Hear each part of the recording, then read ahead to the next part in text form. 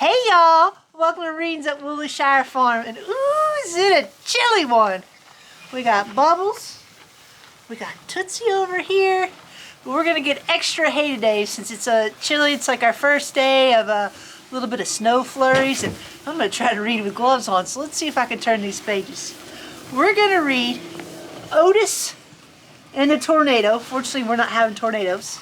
It is written by Loren Long. Alright, here we go. Life was calm on the farm where the friendly little tractor named Otis lived. It was summer. It ain't summer here today, okay? The sun shined bright, the birds chirped, and after all the work was done, Otis and his friend, the little calf, liked to play. So here's Otis, our main character here, the little calf. Got some other little buddies there. Maybe it's a goose, maybe it's a duck. Looks like a goose to me. They would gather all their farm friends for a grand game of follow the leader. They would take turns of being the leader as they marched along.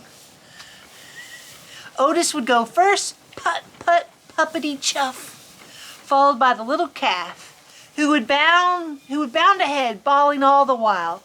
Soon the horse would trot to the lead with a neigh, neigh, as his hoofs clip-clopped, clip-clopped. Hey, Puddin' Pop. Puddin' Pop likes to clip-clop. She's like, let me eat this hay. Finally, the ducks would waddle to the front with a chorus of quack, quack, quack, quack. They all followed the leader, up by the apple tree, around the barn, down the rolling hill, past Mud Pond, beyond the cornfield, across the meadow, and along the banks of Mud Creek. What a fun crowd they were. Everyone was so friendly except the bull. The bull was nobody's friend. And when he was not in his pen, he was kept in a pasture all by himself. There's the bull. Woo, it's a big bull. That is a big bull there.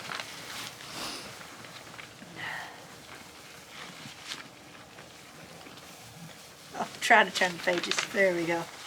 If any of the other farm animals got close, the bull would stand at the fence and snort and snort and snarl and huff hot air.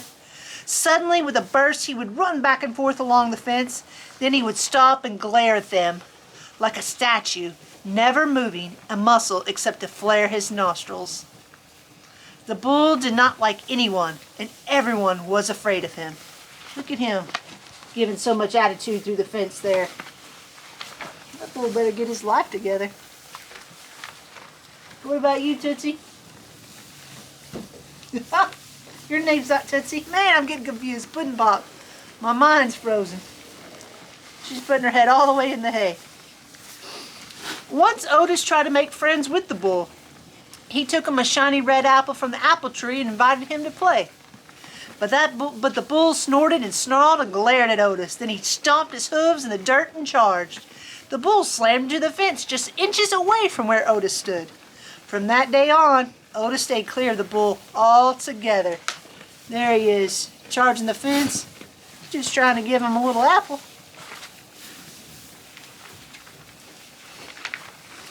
One day, the farm skies began to swirl and turn dark.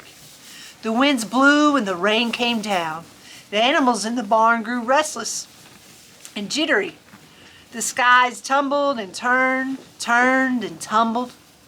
Otis didn't mind the rain, but there was something different about this storm that he could feel deep down in his pipes. And all at once the wind stopped blowing, not even a breeze, and the rain disappeared. The sky turned a strange shade of green and the farm fell completely still. The only sound Otis heard as he puffed toward the barn was the farmer shouting in the distance. "It's coming fast! Get down in the cellar!" The farmer was in such a hurry that he had no time for the animals. What was all the fuss about? Otis wondered. Then he turned and saw something that rattled his frame and shook his fenders. A tornado. Look at there. There's a tornado up on the hill. There's little Otis. Oh, sorry. There's Otis. There's a tornado up there on the hill. Ooh, that would be scary.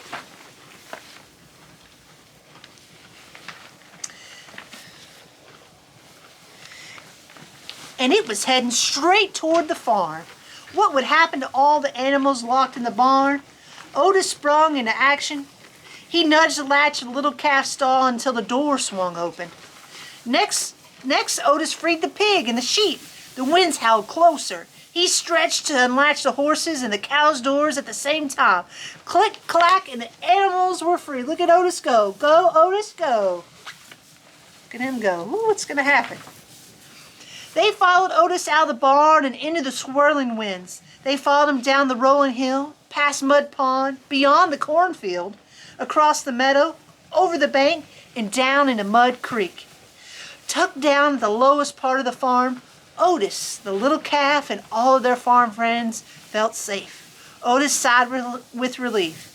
Now they just had to huddle together and wait it out. There they are in Mud Creek, all huddled together, trying to wait out the storm. They got tires flying by. Oh, thank you, Tootsie. But just as they squeezed close and tight, Otis heard an awful bellowing cry, the sound of a large creature in trouble. The bull, he was locked in his bin. And from the safety of Mud Creek, Otis saw the tornado speeding in the terrified animal's direction. Oh no! Lightning crashed and the tornado howled and the bull screamed, and in a flash, Otis was gone. He raced across the meadow, put, puff, puppety chuff, beyond the cornfield, past Mud Pond, and up rolling hill to the bullpen. Otis found the bull tucked under the shed, shaking in fear. Aww. Otis tried to unlatch the gate. It was locked. He slammed head on into it. The gate shook but held firm. Otis rammed it again. The gate teetered. The bull wailed like a baby. Otis spun around, threw himself in reverse, and revved his engine and charged backward in the gate. Crash! The gate shattered into pieces. Otis shook himself off and gave the bull a friendly chuff and peeled out. There he is, breaking down that well-built fence, as you might say. Probably important to keep a big bull like that in. The bull followed Otis down the rolling hill, past Mud Pond, beyond the cornfield. The tornado roared like a freight train as they crossed the meadow.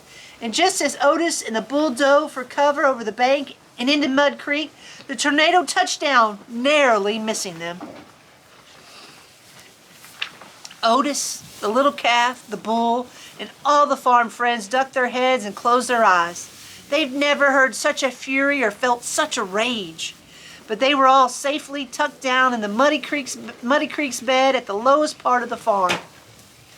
And they stayed huddled there until long after the tornado had passed. Look at all these buddies in here, all huddled in the mud bank there. Boy, I'm getting pushed out. I'm being pushed forward by big old Tootsie here. You keep me warm, Tootsie. They came out only when it was calm and the sun shined bright and the birds began to chirp. And they found a farm that needed great repair. Look at all those buildings down from that tornado.